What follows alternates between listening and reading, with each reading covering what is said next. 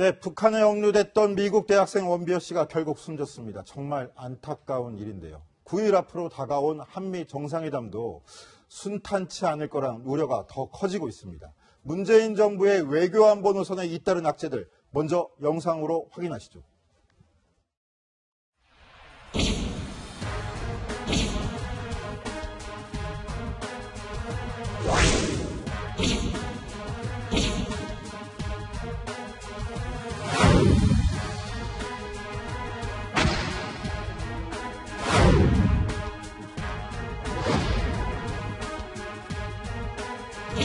문 대통령은 원비어 군의 사망 소식에 안타까움을 표하고 대단히 개탄스럽다라고 말했습니다.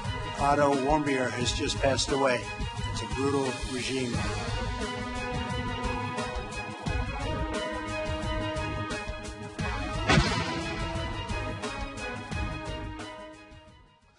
트럼프 미국 대통령까지 끔찍한 일이라고 논평을 하고 나서는데 이현수 기자. 네.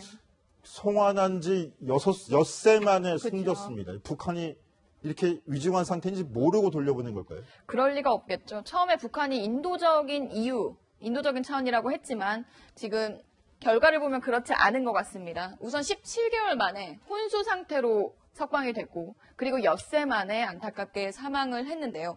북한은 식중독에 걸렸다며 이야기를 했지만 미국 의료진들은 그런 증거를 찾지 못했다고 답했습니다. 근데 이렇게 된 상황, 도대체 북한에서 어떤 상황이었길래 이렇게 된 거냐? 최석호 기자, 원비어 씨가 왜 억류되어 있었는지 아세요? 선전물을 떼려고 했었죠. 그래서 그렇죠. 억류가 됐었죠. 그러니까 북한에서 공개한 화면도 있습니다. 이제 원비어 씨가 선전물을 떼려고 하는 듯한 모습, 화면에 잡힌 모습이 있는데요. 근데 미국 내에서 아니 이게 그렇게 중요한 중죄인가? 제대로 재판도 못 받고 가족들과 연락도 못할 정도로 그렇게 큰 죄인가? 라며 격앙된 분위기가 사실이거든요. 그리고 실제로 이 사망한 원비어 씨 같은 경우 지난해만 해도 자신의 건강 상태에 대해서 직접 건강하다고 이야기할 정도의 모습이었는데요. 그 목소리도 한번 들어보시죠. I will now discuss my treatment while in the DPR Korea. In a hotel-class guest house, with no torture or mental pressure. I am fed 3 meals daily of high quality, and I was given a full medical check. I am given 1 hour daily to walk outside. I am given a weekly sauna bath, and I was given a haircut. I sleep more than 8 hours nightly. As you all can see, I am healthy. Please save my life. Please think of my family. I'm the oldest son in my family. 저렇게 건강하게 자신의 잘못을 인정하는 듯한 발언을 하고 또 가족 품으로 돌려보내달라고 눈물로 호소하던 저 건강한 모습이 지금은 주검이 됐습니다. 가족들은 얼마나 애통할 것이면 미국 내 반북 감정은 또 얼마나 강해지고 있을까요? 원비어의 사망 소식에 트럼프 대통령도 잔혹한 정권이라면서 북한을 비난했는데요. 그 목소리 들어보시겠습니다. It's great to have you at the White House. And I just wanted to pass on word that Otto Warmbier has just passed away. He spent 1.5 years in North Korea. A lot of bad things happened. But at least we got him home to be with his parents. It's a brutal regime, and we'll be able to handle it. 저런 분노가 이제 대북 관계에 어떻게 펼쳐질지가 가장 관심일 것 같은데요. 자, 최석호 기자. 네. 미국이 어떤 조치를 취할 것으로 예상하십니까? 예, 직간접적으로 대북 압박 조치를 지금 할 예정입니다. 지금 시작을 했고요. 일단은 간접적으로는 중국을 통해서 대북 제재를 더 많이 해라 이렇게 주문을 했습니다. 그리고 직접적으로는요. 죽음의 백조라고 불리죠. 초음속 전략 폭격기를 한국 상공에 들여왔습니다. 이것은 뭐냐면 북한이 만약 다시 한번 조금의 도발이라도 하면 반드시 즉각적으로 응징하겠다. 이러한 메시지를 보내고 있는 겁니다. 동시에 경제적인 실질적인 조치도 있을 것으로 보이는데요. 우선 미국 내에서는 북한 여행을 금지해야 하는 게 아니냐라고 강하게 요구를 하고 있습니다. 실제로 이 원비어 씨가 이용했던 여행사 같은 경우는 더 이상 미국 시민에게 북한 여행을 주선하지 않겠다라고 선언을 했고요. 지금 행정부 내에서도 이런 논의가 진행 중인 걸로 봐서 이제 만약에 북한의 여행이 금지될 경우 북한 이제 외화벌이에도 타격이 있을 예정입니다.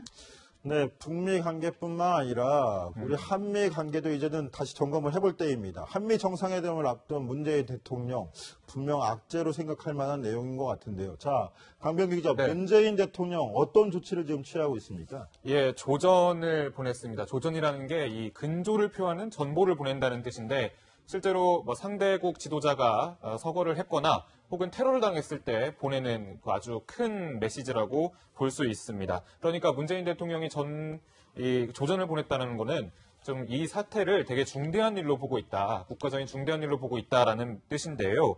일단 외신과의 인터뷰에서도 문재인 대통령이 이제 북한이 인류 보편적인 규범과 가치인 인권을 존중하지 않는 것이 대단히 개탄스럽다라고 밝힌 바가 있거든요. 이것은 사실 청와대에서도 이제 문재인 대통령이 이 문제에 대해서 상당히 인권 문제에 대해서 진정성을 보인 거라고 이제 부연 설명을 했지만 사실 미국에도 좀 약간 훈풍이 불지 않을까, 한미 관계에 훈풍이 불지 않을까라고 조심스럽게 예측하는 사람들도 있습니다. 저번에 어제 설명을 했듯이 사실 사드 문제에 대해서 트럼프 대통령이 사드 이럴 거면 배치하지 말라면서 이제 경로했다라는 걸 좀 전해드렸잖아요.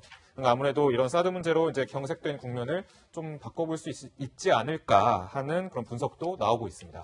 네, 한미 관계가 경색되어 있는 상황에서 문재인 대통령의 발빠르게, 물론 슬픈 일이니까 원비어 씨 가족에게 조전을 보내고 위로도 하고 하는 건데요. 자, 그런데 사실 문재인 대통령 취임 이후에 고착되어 있는 남북 상황을 좀 풀려고 대화 제스처를 좀 계속 취했습니다. 유화 제스처를 취하면서 그렇게 전환을 해오려고 노력했는데 잇따른 악재가 더 이상 그 상황을 놔두는 것 같지는 않은데요. 자, 한미 정상회담에서 좀 태세 전환이 좀 필요한 게 아니냐, 이런 충고들이 나오는데 어떻게 봅니까? 그렇죠. 뭐 지금 당장 이제 조전을 보내고 문재인 대통령이 이야기하는 것 자체도 한미 정상회담을 앞두고 좀 분위기를 띄우기라고 볼 수 있습니다. 실제로 미국 내에서 원비어 씨 일로 북한에 대한 감정이 격앙돼 있는데 문재인 대통령이 대북 유화책을 가져갔을 때 미국 정부가 얼마나 지지를 해줄 것인가, 그런 부분이 좀 의문이 생기는데요. 그래서 문 대통령이 아마 인권 문제라는 분리 대응 기조를 가져가면서 이렇게 적극적으로 조전도 보내고 하는 것 같습니다. 그러니까 문재인 대통령이 사실 불과 4일 전에도 남북 간의 철도를 연결해야 한다, 이런 약간 의사를 밝혔었는데요. 그 목소리도 한번 들어보시죠. 끊겨진 경의선 철도가 치유되지 않은 한반도의 현실입니다.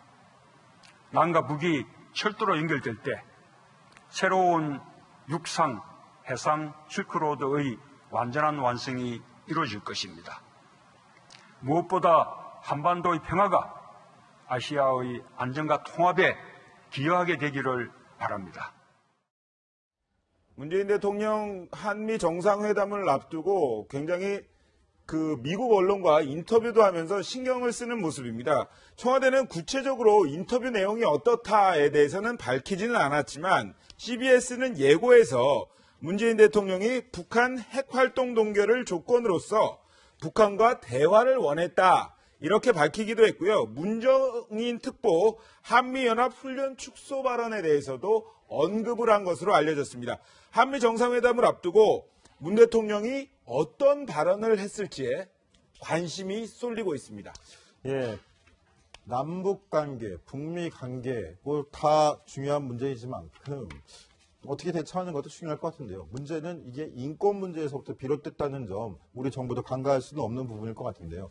자, 이렇게 한미 관계를 두고서 관심이 집중되는데 이번 주말에 서울 도심에서는 사드 반대 단체들이 주한 미국 대사관을 포함하는 집회를 열겠다고 신고해서 또 논란이 예상되고 있습니다. 자, 이현수 기자가 미리 다녀왔는데요. 한번 설명 좀 해주시죠. 네, 이번 주 토요일에 예정이 돼 있고요. 제가 우선 이 사드 반대 단체에서 신고한 경로를 먼저 소개를 해드리겠습니다. 우선 서울 광장에서 시작해서 세종로 사거리를 지나서 여기 보신각을 지나서 미국 대사관까지 오게 되는데요. 이제 미국 대사관을 중심으로 이쪽 길과 이쪽 길로 나눠서 행진을 하겠다라고 신고를 한 겁니다. 그런데 경찰 측에서는 이쪽 길로 가는 건 괜찮고 대신 정문까지만 가되 이 미국 대사관 뒷길로는 가지 말라. 집회를 행진을 허용하지 않겠다라고 밝힌 겁니다. 이 상황만 보면 조금 그림이 잘 알아보기가 힘들 것 같아서 제가 현장에 직접 나가봤는데요. 그 영상부터 보시죠. 네, 제 뒤로 보이는 저 길이 경찰 측이 행진을 제한한 바로 그 길입니다. 오른쪽을 보면 미 대사관 건물이 있고요. 미 대사관 건물과 종로 소방서 사이 길입니다. 자칫 행진을 허용했다가 미 대사관을 포위하는 형국이 될 수도 있어서 외교적 오해의 소지를 미리 막겠다는 설명입니다. 네, 경찰의 집회 제한 조치, 문재인 정부 들어서서는 처음 있는 일인데요. 그렇죠. 정부가 이렇게 전향적으로 조치를 하는 거, 인권 조치하고는 좀 다른 부분도 있는 것 같은데. 그렇죠. 그동안 무슨 이유일까요? 그러니까 경찰이 좀 인권 경찰로 거듭나기 위해서 뭐 그 전에 이제 백남기 농민에게 사과도 했고요. 그리고 이제 여러 집회 조치에 대해서 제한이 없었다가 이번에 이 행진 조치에 대해서는 처음으로 제한 조치를 한 겁니다. 사실 주요 시설 100m 안에서는 원래 집회를 못하게 돼 있고요. 대신 행진은 할 수 있게 되어 있는데 아까 지도에서 보셨고 영상에서 보셨듯이 자칫 6천 명이 함께 행진을 하게 될 텐데 그 6천여 명이 뭔가 미 대사관을 포위하는 듯한 형상이 됐을 때 이제 집회로 변질될 수도 있고 향후 외교적인 뭔가 오해가 생길 소지도 있어서 경찰 측에서 미리 막겠다라는 것 같습니다. 네, 저희 정치데스크 문정인 특보에 대한 소식도 준비를 해놓고 있었는데 시간 관계상 이건 전해드리지 못하겠고 제가 마음이 급한 김에 문재인 대통령을 문정인 대통령이라고 잘못 발언했던 적이 있었습니다. 그리고 사과 말씀 드리겠고요. 정치데스크 60초 후에 돌아오겠습니다.